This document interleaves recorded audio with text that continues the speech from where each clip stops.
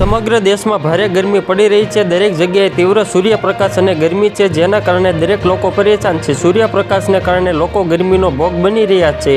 મોટાભાગના લોકો ડિહાઇડ્રેશનનો શિકાર બની રહ્યા છે। એક રિપોર્ટ અનુસાર સૂર્યપ્રકાશને કારણે ત્વચાના કેન્સરનું જોખમ વધી રહ્યું છે। આ કેન્સરને મેલાનોમા કેન્સર પણ કહેવાય છે। આ કેન્સર શરીરના તે ભાગોમાં વધુ થાય છે જે સૂર્યપ્રકાશના સંપર્કમાં આવે છે। કેન્સર નિષ્ણાતોના મતે વ્યક્તિએ તીવ્ર સૂર્યપ્રકાશમાં પોતાને બચાવવું જોઈએ। તમારી જાતને બને તેટલું હાઇડ્રેટેડ રાખો।